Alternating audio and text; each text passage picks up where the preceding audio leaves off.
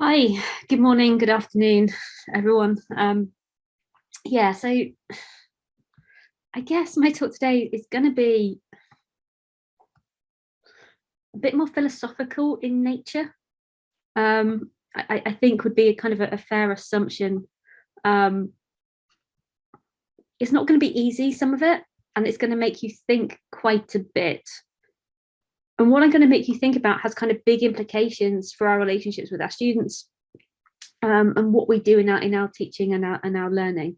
So it's a little bit different to everything else, but yeah, let's make a start. So keeping the dream alive, the case for critical digital pedagogy. That should have been a capital C on there, but never mind. Okay, so the first thing is about the dream. So I'm actually going to read the whole thing out for this. So this is a piece that Martin Luther King wrote back in 1947 when he was a college student, and he actually wrote it for his college paper. And it was the purpose of education. I've written quite a bit myself on this, but I want to read out what King himself wrote. So he was, as I engage in the so-called bull sessions around and about the school, I too often find that most college men have a misconception of the purpose of education. Most of the brethren think that education should equip them with the proper instruments of exploitation so that they can forever trample over the masses. So others think that education should furnish them with noble ends rather than means to an end. It seems to me that education has a twofold function to perform in the life of man and in society. The one is utility and the other is culture. Education must enable a man to become more efficient, to achieve with increasing facility the legitimate goals of his life. Education must also train one for quick, resolute, and effective thinking. To think incisively and to think for oneself is very difficult. We are prone to let our mental life become invaded by legions of half-truths, prejudices, and propaganda. At this point, I often wonder whether or not education is fulfilling its purpose. A great majority of the so-called educated people do not think logically and scientifically. Even the press, the classroom, the platform, and the pulpit, in many instances, do not give us objective and unbiased truths. To save man from the morass of propaganda, in my opinion, is one of the chief aims of education. Education must enable one to sift and weigh evidence, to discern the true from the false, the real from the unreal, and the facts from the fiction. The function of education, therefore, is to teach one to think intensively and to think critically. But education which stops with efficiency may prove the greatest menace to society. The most dangerous criminal may be the man gifted with reason, but with no morals. The late Eugene Talmadge, in my opinion, possessed one of the better minds of Georgia or even America. Moreover, he wrote the Phi Beta Kappa key. By all measuring rods, Mr. Talmadge could think critically and intensively, yet he contends that I am an inferior being. Are those the types of men we call educated? So this is kind of about the race relations at the time. We must remember that intelligence is not enough. Intelligence plus character, that is the goal of true education. The complete education gives one not only power of concentration, but worthy objectives upon which to concentrate. The broad education will therefore transmit to one not only the accumulated knowledge of the race, but also the accumulated experience of social living. If we are not careful, our colleges will produce a group of closed-minded, unscientific, illogical propagandists consumed with immoral acts. Be careful, brethren, be careful, teachers. So here he's kind of starting to see that almost utilitarian approach to education, that consumption of just knowledge and kind of personal gain from it, and not necessarily that wider sense of it is a communal good, and that it's about a whole sense of self-development, and that kind of criticality and thinking and that impact on society. And for me, that is this dream, is that intensive and critical thinking, but also kind of with the conscience and the implication. So that is the dream. It's that education of the whole self in all ways, not just this imparting of knowledge for a specific goal, or that kind of very much it's just about a job at the end of it. That there is kind of so much more to education and higher education than just that. And that's kind of the dream, as it were. So, why do we need to kind of protect this dream? And it may even be a question of what way do we fall? Do we go completely down the route of the, it is about the self and that self-development, and all of the bottom line is about GDP, which is kind of some of the current rhetoric, certainly in the UK, versus is it actually about society as a whole and being able to take an active part in society and to critically think and discuss in that. Okay. So, distance education relies on EdTech. And EdTech is a big beast. Okay, so this is from a report that was published late last year, and it kind of valued the current EdTech market around 85 billion US dollars. Okay, and this is seen to grow to 218 billion US dollars in value as a global market by 2027. So it is big business, and with big business, there are things inside of that, and to a certain extent that the pandemic has grown this market quite massively. That there's been a massive increase in our deployment of technologies. Technology is often seen as a kind of a panacea for kind of broader problems. Where there's kind of lack of funding and lack of training, let's throw in some ed tech to fix things. And this is growing investment. There's a rising preference for digital learning.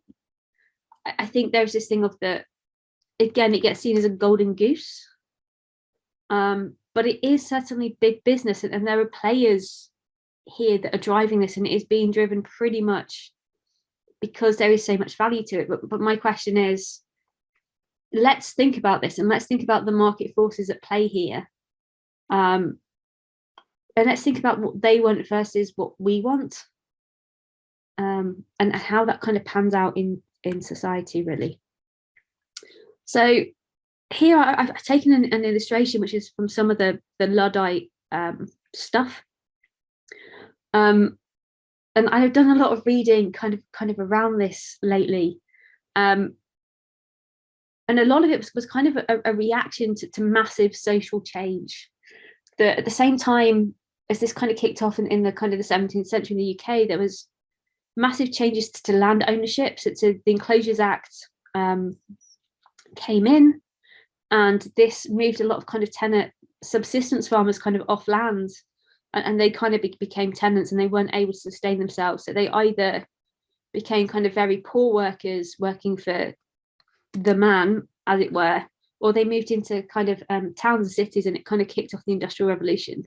At the same time, as this kind of influx of unskilled workers, there was kind of movements to machinery which devalued the work that others taken, and it was just this massive change in the structure and the fabric of society that it became the precursor to the kind of the consumer society that we have now, in that people produce their own food vast majority, and then suddenly that they were having to buy bread and other goods. So and it's that shift in society that I kind of want to think about. And I want to think about how the technology itself isn't neutral, in that it has that massive shift. So these, educational tools and technologies, they are created by our society, but they have the power, the massive power, to completely shift and change. And I've got something here from Kirkpatrick Sale, actually,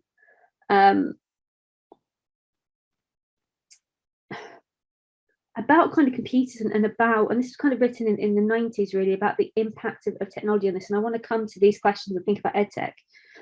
But he starts with quoting the Canadian philosopher George Gantz, with that computers do not present us with neutral means for building any kind of society. All their alternative ways lead us to universal and homogeneous state. But I think the key thing here, and this is the really interesting bit, is he goes on to say that it is the imperative to control, whether by the state or other institutions, that may be the most decisive characteristics of computerization.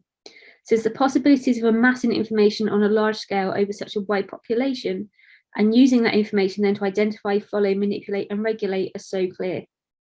Information, or at least data supply, whether it informs anything is another matter, is the fodder of the computer more.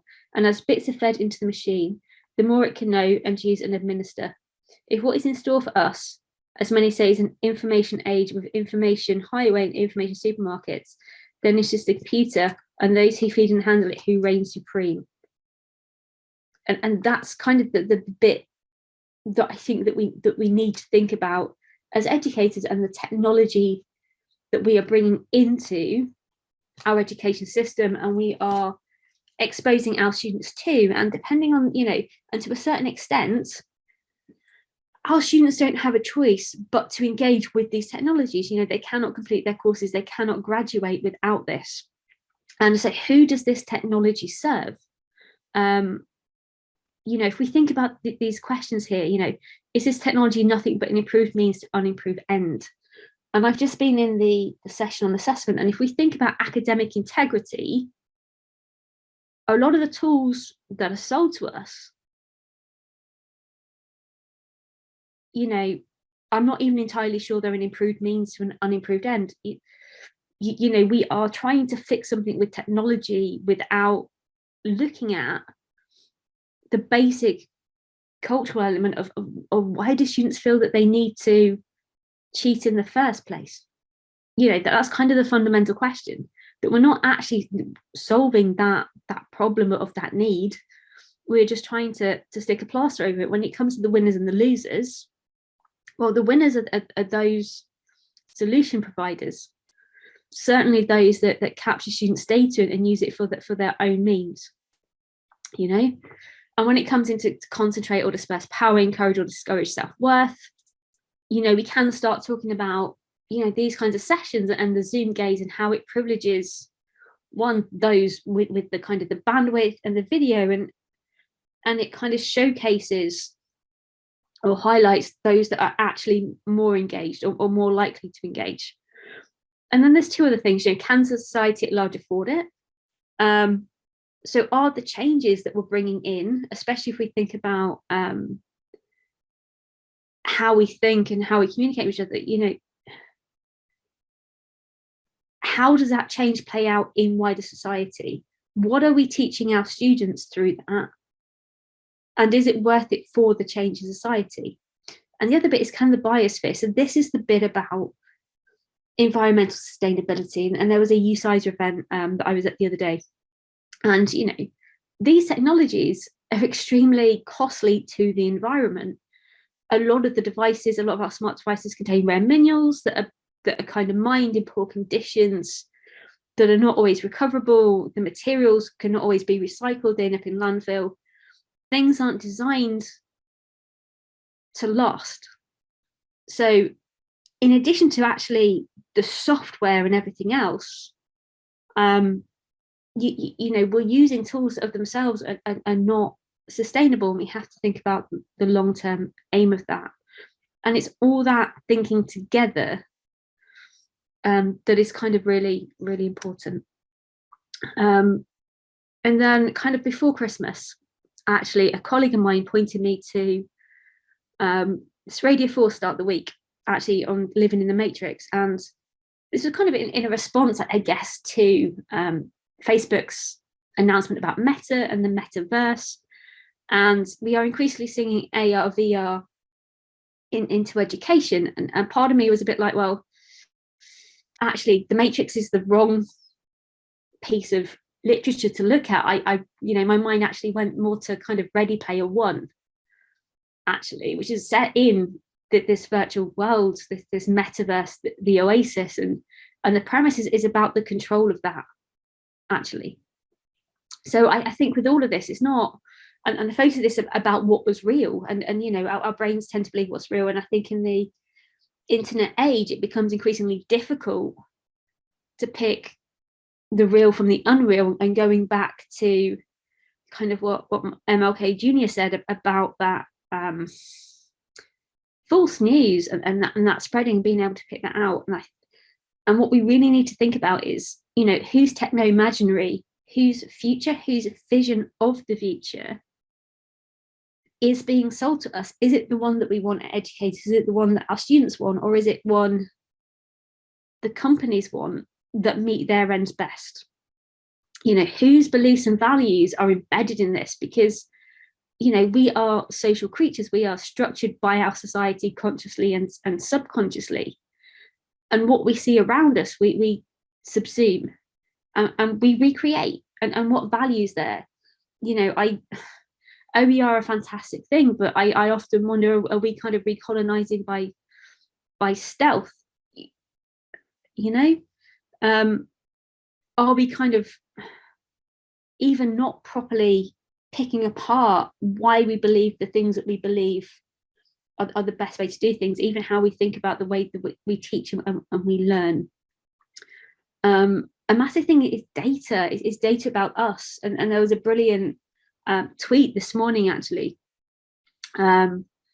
just around the, you know, we cannot truly own our data.